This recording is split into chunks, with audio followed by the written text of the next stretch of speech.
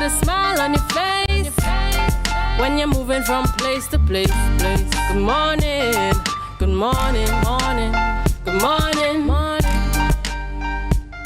Good morning, viewers, and welcome back to the Tobago Updates morning show. We're just at about 7:09 a.m. this morning. I am Julien Skeete, and in this segment, we are happy to welcome on-set Assemblyman Nigel Taitt, Assistant Secretary for Food Security, Natural Resources, the Environment, and Sustainable Development. It's a kind of division where you need to take your time because of the amount of areas to be covered. But we are so happy to have you on with us this morning. Good morning to you and welcome. Morning, Tobago, morning, Trinidad, morning, all those who viewing. Good morning. Certainly. And just before we dive on into the topic, we're just out of what would have been considered to be a very active Easter in Tobago. How was that for you? I know you're a man always up and around, busy in your electoral district. Tell us, how was that for you? Well, for me, my Easter experience has basically been the same. Right? I just want to assist some of the persons who just keep harvest. I want to help them in cooking and linemen that present on the Monday and on the I think I'm mostly in the night time.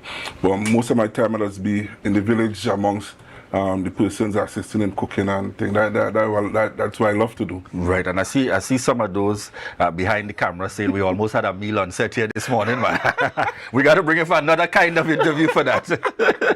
So this morning we're chatting about, we had that recent incident take place again, gone viral, the issue with, Coast Guards ending up on a boat, huge guns and so on, and causing some kind of stir in our community and society. And we want to start very firstly from the perspective as it relates to the Buccoo Reef Marine Park. I want you to give us some sense of the areas of responsibility in the context of the Tobago House of Assembly. How is this park managed? Okay.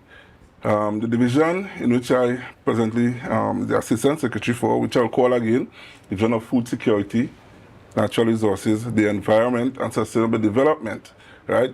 Under the Division of Marine Resources and Fisheries, right, there is a user policy that governs the marine park, where there are certain rules and regulations that persons have to abide by in order to use the marine park, right? Because the marine park, it is ecosystem, right? It is a sensitive area, so we have to be very careful, right? So that is why we have rules and regulations that govern the marine park itself. So tell us a little bit as well as it relates to, because I know Coast Guard is one of those areas of national security that's not necessarily within the scope of the Tobago House of Assembly according to the Act, but part of that broader responsibility in terms of our central government from the national security as it relates to Coast Guard and its wider responsibility for the waters here in Trinidad and Tobago. Okay. Trinidad and Tobago Coast Guard is under the 6th schedule, right? They are responsible for the territorial waters of Trinidad and Tobago. They have the power and the authority to board any vessel within the waters of Trinidad and Tobago at any time, right? They are to provide security for the borders of the boat island. During the Easter weekend, right, it was a collaborative effort with our Division of Marine Resources and Fisheries, Coast Guard, and the Trinidad and Tobago Police Service, right? Meetings were held from today where stakeholders of the Buccoo Marine Park was involved in, mainly the reef tour operators, the captains and them. They were also involved in the meeting. They were also informed about the rules and the regulation, which most of them already knew before, right? Along with the jet ski operators. All stakeholders, they were informed of these meetings, which started since last year, right? Because you know that we had an incident on one of the vessels last year, we saw a fight, and that created a big hullabaloo within the space. So with this year, we say that we will try to have a little more protection or security for the persons that are using the park this year. So the collaborative effort with the Coast Guard was needed at that point in time. So we got an account from, in terms of Frankie that would have been on with us as it relates to the vessel. I want to get from the perspective from where you sit. What have the reports identified coming out of that incident, which is now widely circulated and in fact has brought some levels of concern to some? Okay. Coming out of the report, right, which was done by our patrol, because do have to, right? The report stated that the vessel, TL, I think was 5047, I can't remember the exact number of the vessel, but that vessel was warned prior on 2 or 3 occasions during this weekend, right, about attaining his correct documents before he leaves shore to go out at sea, mainly to go into the marine park. On the day in question, right, what I was told, information received, that the Coast Guard boarded the vessel and inquired about his documents, and he failed to provide the information to the Coast Guard. And the Coast Guard had no choice but to escort the vessel back to Buccoo jetty. So in this circumstance, I want you to give us an idea, coming out of the policy, what are things that would lead to that kind of circumstance beyond documents? What are some of the regulations that speaks to being on the water? Because, you know, from where I sit, and perhaps other viewers as well, we go and we do a reef tour to have a good time. Yes. So what are some of those regulations that, you know, boat owners and so are required to be guided by as the operator out on the sea? Okay, first thing first, your vessel must be inspected by Maritime Services and a document will be provided for you. Secondly, the captain must have a captain license also, right? The vessels in the marine park must be insured also for the safety of the passengers and its crew, right? Consumption of alcohol is a no-no on the marine park also. The playing of loud music is also a no-no, right? There's a certain level that you're allowed to play, and you know what has happened when you go out there says, you know what I mean? Right, so these are some of the rules and regulations that guides these marine park users or stakeholders, right? And most times, some do adhere to the rules and regulations, and while some don't. So one of the things that would have been raised again is the issue of, because it is a festive time and when people go out, is the Tobago House of Assembly usually open to having talks regarding reviewing some of these rules or giving considerations? One of the main things that was raised, obviously, is, you know, the issue of no alcohol consumption at all, and the consideration being that visitors, and in fact, I mightn't even go as far as visitors, locals, who sometimes head on out, want to have that opportunity as well. Is there any consideration for that? Does that happen from time to time? No, we cannot break the law. We cannot create the law, make the law, and break the law. We cannot do that, right? Because one thing I forgot to mention, to overloading of vessels, right? We cannot say that the vessel is insured, right, to carry 50 or 75 passengers. And then when we go out and see and we do the checks, we see the vessel have 100 passengers or more, right? That is a no-no, right? If for some reason or the other, a vessel wants to go out on a tour, on a particular tour, they could write to the division, right, inquiring what it is they want to go and do. Like, for example, the IMA, Institute of Marine Affairs, them does write, and when they do nighttime visits out in the marine park, right? So they just need to write to the division, write to the administrator of the division, and it will go through the director of the division, Mr. Gartatley, and then we'll review the documents, and then we'll be able to grant or not. All right. So one of the other things we want to get an idea of, what are the implications past this? Is there any kind of suspension? Is it that a warning is given to the individuals? How is that so as to ensure the challenges do not continue to occur? Well, our officers, I want to be careful what I say this, but I will say it anyhow. Our officers in the Division of Marine Resources and Fisheries, they are not precepted as yet.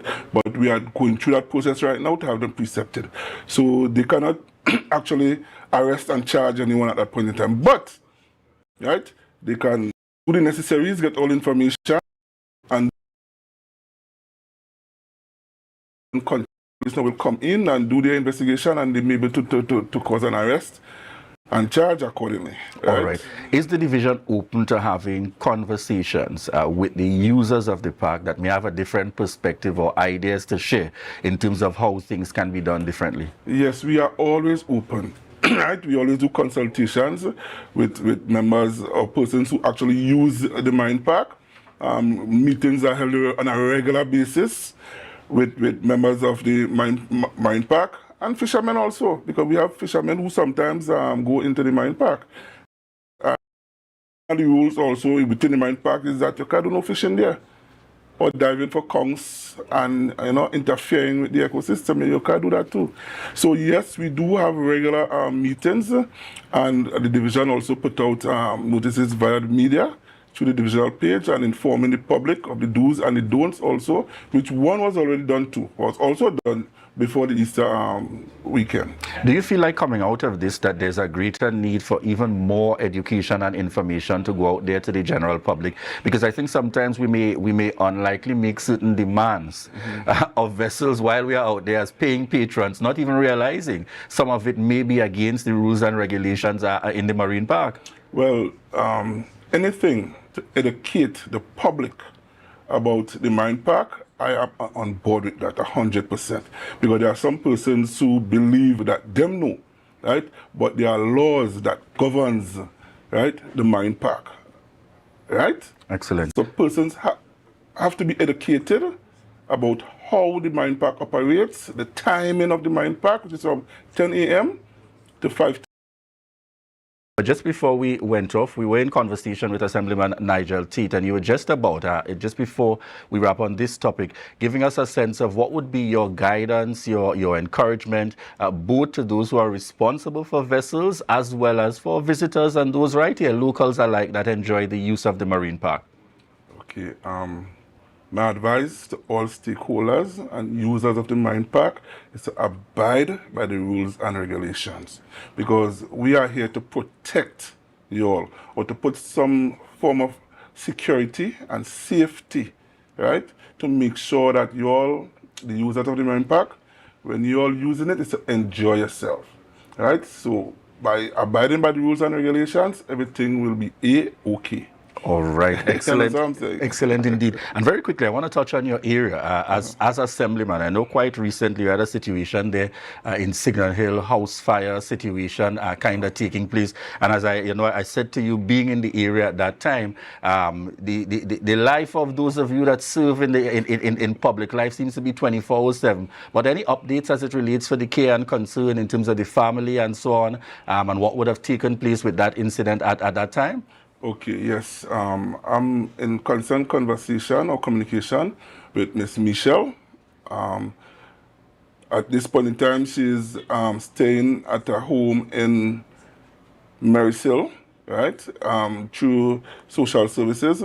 And the father, Mr. Sonny, he's with his sister right now in John Dale. So we having regular communication. Until yesterday, one of Mr. Sonny's daughter from England called me, and she was looking for updates on her father and her family. So yes, I'm in constant communication with the family, and so far everything is going okay. The division of URP is supposed to render some assistance to the house, right? Supposed to go in and assist cleaning up some of the debris that is there at this point in time. I was told that process is supposed to start Wednesday going. So I just had to do an update on that, a follow-up on that, to make sure that activity is taking place.